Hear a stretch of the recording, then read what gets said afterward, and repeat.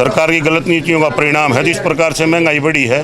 क्योंकि मोदी जी बिल्कुल मौन बैठे रहे, कहते तो मनमोहन सिंह जो कहते कि मौन हैं, लेकिन आज जिस प्रकार से खाड़ी के देशों के अंदर जो हालात पैदा हुए उस समय कोई फैसला लिया नहीं गया। रशिया के साथ अगर अपनी अच्छी ट्यूनिंग थी, रशिया हमारे को डीजल दे रहा था, सस्ते भाव में दे रहा था, वहाँ से भी नहीं खरीदा गया।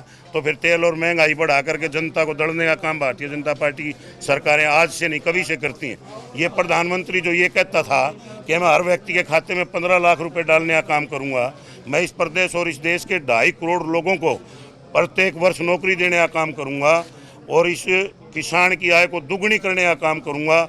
कभी स्टार्टअप इंडिया, कभी मेकअप इंडिया, कभी फलाना इंडिया, जनता को बैक आने का, बरगलाने का जो सिस्टम भारतीय जनता पार्टी के नेताओं के पास है। किसानों के साथ आपने देखा जो व्यवहार मंडियों के अंदर हुआ, 2 नंबर के नागरिक साबित करने का काम हरियाणा प्रदेश की सरकार ने किया। इस महंगाई की मार के खिलाफ अपनी जनता के हक की आवाज़ उठाने के लिए आज डीसी मैडम को ज्ञापन देने का काम किया है, ताकि वो गवर्नर के पास पहुंच सके और ये गूंगीर बहरी सरकार चेत सके कि किस प्रकार से गरीब आदमी का आज जीना दुर्भर हो चुका है। इस सरकार के कानों में जू नहीं रही थी कि किस प्रकार से एक व्यक्ति अपने बच्चों को पढ़ने का काम करता है। नौकरियां देने की बात करते थे, नौकरियां सारी की सारी कोलैप्स कर दी। जो बड़े स्तर की नौकरियां हाँ वे बाहर की स्टेटों से ला करके उनके बच्चों को लगाना काम करते हैं। क्या हरियाणा प्रदेश के अंदर कोई बच्चा पढ़ा लिखा नहीं है?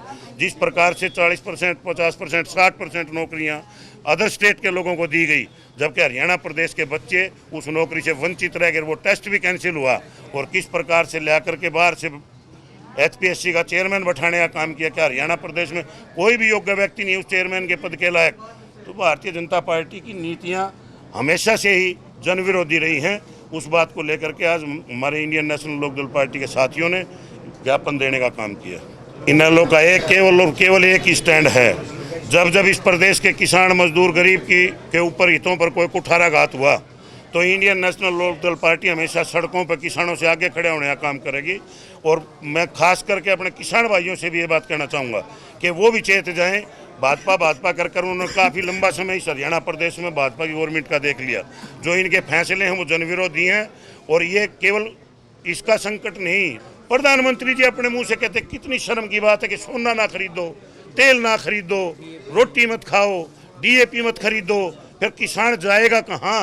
किसान तो बिल्कुल हैंड टू माउथ आज के दिन हुआ खड़ा है। किसान को चेतना पड़ेगा। अगर किसान नहीं चेतेगा तो फिर इसी प्रकार से दुर्दशा रहेगी। लेकिन इंडियन नेशनल लोकदल पार्टी का कभी से एक स्टैंड है, चौधरी देवीलाल के समय से और आज तक, जब तक हरियाणा प्रदेश में किसी भी किसान वर्ग, मजदूर वर्ग, गरीब वर्ग के हितों पर कुठाराघात हुआ तो इंडियन नेशनल लोकदल पार्टी हमेशा आगे बढ़ चढ़ करके उसकी आवाज़ को बुलंद करके उस लड़ाई को लड़ने का काम करती है। मुख्यमंत्री जी केवल और केवल एक हंसने का काम करते हैं, उसके अलावा मुख्यमंत्री जी कुछ नहीं करते। आपने अपराध की बात करी, अपराध तो व्याप्त है ही है धीरज जी। जिस प्रकार से प्रदेश के अंदर बेरोजगारी, भ्रष्टाचार है नीचे से लेकर के ऊपर तक, उस बात को भी मुख्यमंत्री नजर अब प्रेस में परसों में देख रहा था कि 2 SHO को रंगे हाथ रिश्वत लेते हुए पकड़ा गया। 2 SHO को। अनेक इस किस्म के उदाहरण आपके सामने हैं कि तंत्र के अंदर भ्रष्टाचार व्याप्त है। सीरियस भी है मुख्यमंत्री? नहीं, सीरियस होते तो ये थोड़ा है। मुख्यमंत्री जी तो आते हैं और अपना हंसकर चल देते हैं। केवल झूठी बातें करने के आदि मुख्यमंत्री जी हो गए कि ये कर देंगे, वो कर देंगे, प्रदेश में वो कर देंगे। और नित्य रोज आप अखबार उठा के देख लो, रोज मर्डर, रोज हत्या, रोज बलात्कार, अपराध इतना भारी तादाद में है। नहीं तो सरकार सीरियस हो तो फिर अपराध हो जाए प्रदेश के अंदर।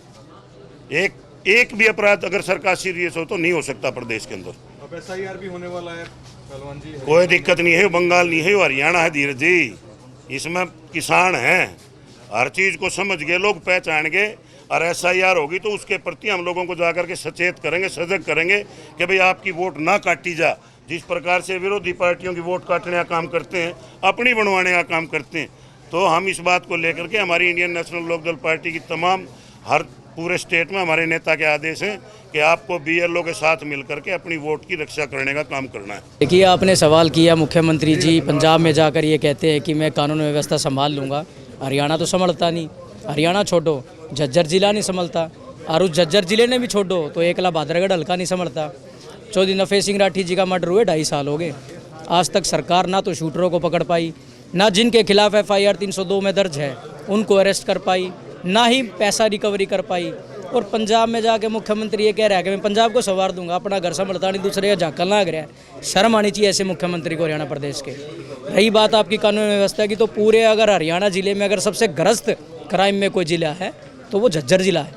आए दिन यहाँ किसी न किसी दुकानदार से रंगदारी मांगी जाती है, किसी न किसी को गोली मार दी जाती है, किसी न किसी बच्चे को अगवा कर लिया जाता है। हैरानी की बात है, भाजपा सरकार दम भरती है कानून प्रशासन के ऊपर, और हरियाणा के झज्जर ज़िले में से पिछले 1 साल में सबसे ज़्यादा बच्चे अगर गायब हुए हैं तो हमारे झज्जर ज़िले के बच्चे गायब हुए हैं। 4-4, 5-5 साल के बच्चों को किडनैप किया जा रहा है, और उसकी संस्थाओं को भी बीजेपी का संरक्षण है। नहीं तो अगर कोई परिंदा बाहर का कैसे परमार दे आपके ज़िले में।